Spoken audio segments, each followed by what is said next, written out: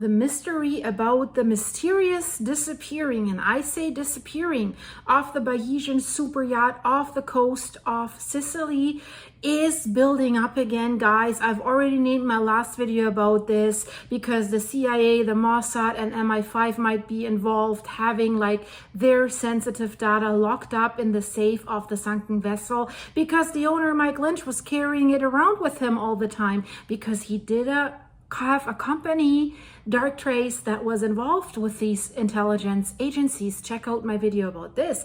But guys, this video is about the hedge, about autopsies that do not match with each other, and then a dark triangle that has been seen by the neighboring boat where the German guy was, that was the first one to rescue passengers, and a lightning bolt. So this video is worth watching, guys. Stay till the end. Let's start right away with all that flood of information that just came out.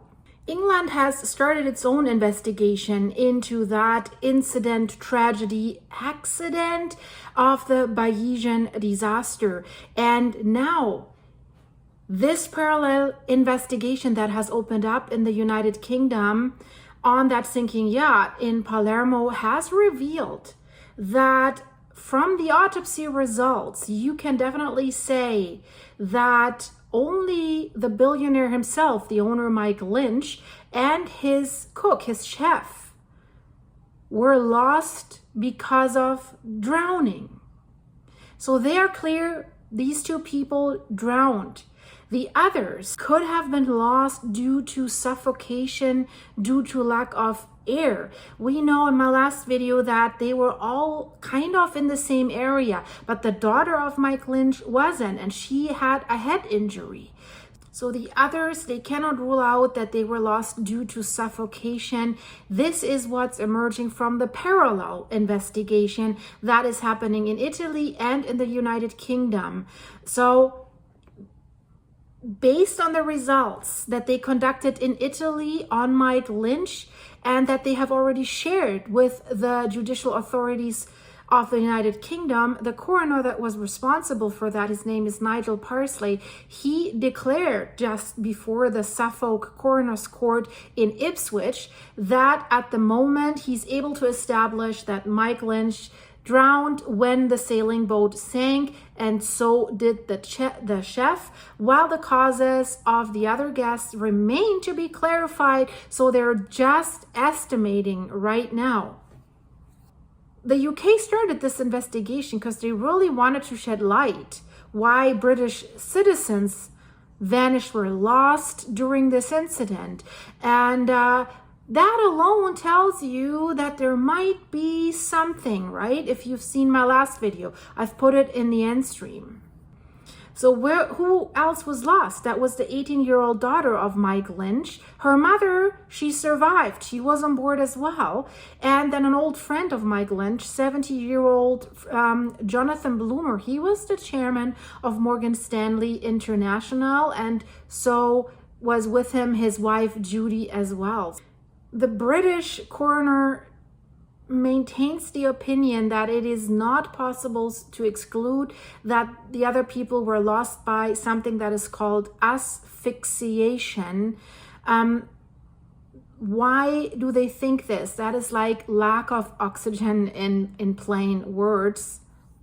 So the theory is that these people initially survived the sinking of the vessel because they had found some air bubble in the hull that was still there in some of the cabin. That is really, really bad, right? Imagine the horror and the tragedy, because then they remained trapped in their cabins underwater, where probably they were lost due to oxygen exhaustion. So this is the sinking of another unsinkable boat. And that theory that those guys had an air bubble and then were lost due to lack of oxygen, that does not lead to thinking of their possible rescue in those dramatic hours, given that the time of Lynch's presumed loss, we can't say the word here anymore on YouTube, crazy as it is, but you know what I mean. So the time of Lynch, Mike Lynch presumes loss, coincides with that of his daughter and the Bloomer couple. Question mark, isn't it? So the daughter had a head injury that revealed the autopsy that might have led to her loss. And then, but all at the same time. And then let's say the Bloomers had this air bubble in their cabin. You would assume that they lived longer than Mike Lynch, because drowning is way faster than being in your cabin with an air bubble that lasts for a while. Of course, we don't know how large this air bubble was. Were they standing in water to the neck? Then kind of, but it should be delayed by a bit, right? So this detail was highlighted by the detective superintendent of the Suffolk Police. The Suffolk Police is also collaborating with the coroner in the examination of the data that were collected in Italy. And while all that is going on, guys, something else is back at the center of the speculation, and that is the hatch of the super yacht. You know, remember, right after it happened, the manufacturer, of course, they were scared. That is loss of business if this unsinkable boat sinks so fast. While right next to it, a super old boat, I believe 1950s, with a German captain on board who definitely knew what he was doing. He started the engines. He was, maneuvering his boat towards the wind so that he wouldn't get it from the side. So why did the Bayesian not do that, right? So the manufacturer said that must be a user error, and they left the hatch open so water came in, and that's why the boat was sinking. But the captain said definitely the hatch was not open. So which is it, right? People said, well, we can't trust the captain because now he's a person of interest and he might be charged with manslaughter. So of course he's trying to defend himself. And on the other side, we have the manufacturer who's also trying to defend himself, saying it was not a design flaw, because if that was the case, they're done, right? There was just a big super yacht show in Spain, in Marbella, where also basically the sister boat of the Bayesian was anchored there. And, I don't think they have sold anything, at least not until this thing is solved for good. So the German guy that was on the other boat, he was watching the Bayesian disappear. And he has given a statement, and he has taken some pictures of the Bayesian before the tragedy. And now listen to what he said. He said the hatch was closed. So if the hatch was closed, how can an unsinkable boat sink so fast compared to such an old other boat?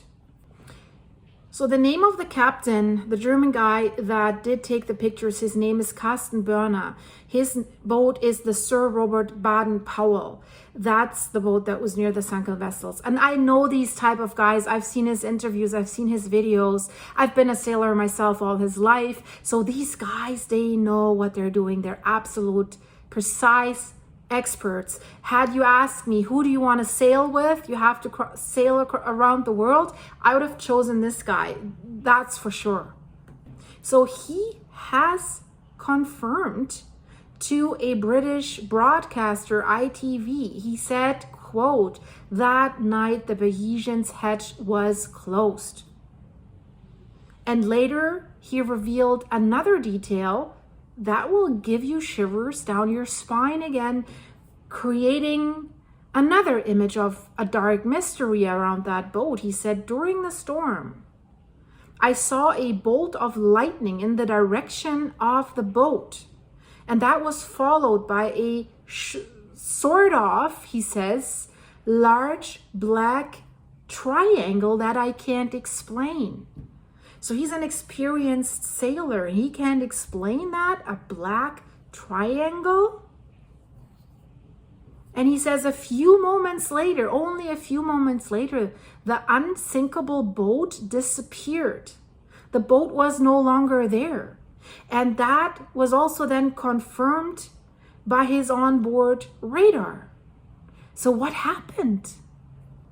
So now we know for sure that that hatch in question just moments before the boat vanished was closed. So there is no chance that this was opened again, and why would it, right?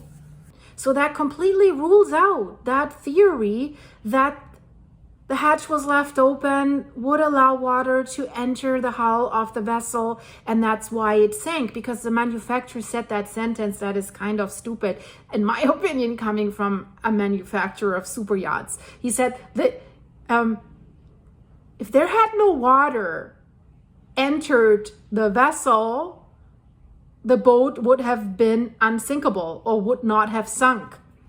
Yeah, why do boats sink? Because water enters the boat, right? If there had not been any water that would have entered the Titanic would not have sunk, right? I mean, it later broke in half, but only because of the fact that it was sinking and then water was entering the boat.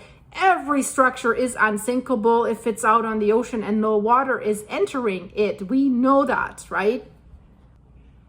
So now there's theories, yeah, maybe they closed the hatch shortly before the storm arrived. But on the other hand, the captain said they were not aware that such a storm was coming. This is also something that is weird to me because everyone knew the storm was coming, right? There were forecasts. The other guy on the boat knew it, and he doesn't even have close to an advanced technical boat like the Bayesian was. So by the captain saying he wasn't aware of it, that's his job, to monitor the weather. When that boat sank shortly before dawn on August 19th in 2024 off the coast of Porticello in the province of Palermo, that boat was taking with it on the seabed the lives of 7 of the 22 people on board. And then many people are speculating, how come that all the crew survived, basically, except the cook, and only the guests were lost? Because if you look at the plan where the staff cabins were, they were towards the front of the boat. They don't get the best location. So in my opinion, where you see the master bedroom and the guest quarters, they were closer to an exit, right? If you're at the very front of the boat, it takes you longer, in my opinion. So because some said, well, the guests must have been lost in the endless corridors. Yeah, but they were close to the exit. They were close to the upper decks. They were not down below and to the front. So strange, is it, right? And also, had they known about the weather, it would have been so easy just to go right into the port. So the image that was taken by the other yacht, the Sir Robert Baden-Powell yacht, these pictures were also published in the German newspapers and then in the Daily Mail. And one thing we should note, and there we have to trust the German captain, which at this point I do, but it has not yet been established with certainty when these photos were taken. So we need to confirm this, right? When was that hatch closed? Was it really that close to the disappearing of the yacht? So a certain dating of these pictures is still lacking, which is kind of surprising to me because they were probably taken with a digital camera. So it should be easy to determine when these pictures were taken because we know the exact moment when the yacht vanished and sank, right? So while all this is going on, the investigation into that shipwreck continues with several hypotheses in play. So right now, 3 members of the crew are being investigated by the Sicilian prosecutor's office. That is the Captain James Cutfield, that is the engineer officer Tim Parker Eaton, and that is the English sailor Matthew Griffith, who was on watch on the bridge that night. But Matthew Griffith is so young, so why only leave one guy? So okay, if they really didn't know the storm was coming, which is great negligence in my opinion, and to me, being a captain of a super yacht and not knowing the weather before I go to sleep, because the captain was sleeping, obviously, Matthew Griffith said that he woke him up, is negligence. I think that it is. And that young sailor, how much experience could he have had, right? Especially with such a large boat. And we've also heard from a former captain of the Bayesian. The Bayesian was a charter boat before it was bought by Mike Lynch, it seems. And that captain had operated the ship, and he said he thinks that there have been some major user errors in how they handled the boat. So that is all part of the investigation, and we need to find out about all of that, guys. So let's look into this weather thing a little bit again, because there's also a new video from a crew member, and that is very interesting because that video was filmed while he was on board. So that is the video of Matthew Griffith, the sailor that was there on deck to supervise the boat while everyone was sleeping. And let's have a look at these videos first so that you remember, right? That was the night of the storm. That was shortly before the ship disappeared. And you see the ship disappearing in these videos that were filmed from land, from another, like I think sort of a yacht club or something like this. They had the cameras there. So there you see what's going on from a perspective from land, how the ship then all over a sudden was gone. But then look at that video that stunningly Matthew Griffith posted on social media. Like I said, he was part of the vessel's staff, and this video was discovered on Instagram. So there you see the storm, and that is the storm that would soon cause the yacht to sink. So you see lightning, right? That matches what the German guy has said. So Griffith even underlaid that video with a song, with an AC/DC song, Thunderstruck. So when did he post that on Instagram? When actually, like before the sinking? I would think so. It would be a little bit out of place to add that song, Thunderstruck, after the boat was gone and many of the people on it. So Griffith, of course, as he was a person of interest, he was interviewed after the boat sank, and he said something, and that is, quote, that's what he said: "We were thrown into the water. Then we managed to get back up." So they were thrown off the boat? So what happened, right? It's annoying that these facts come out so gradually, so slowly, right?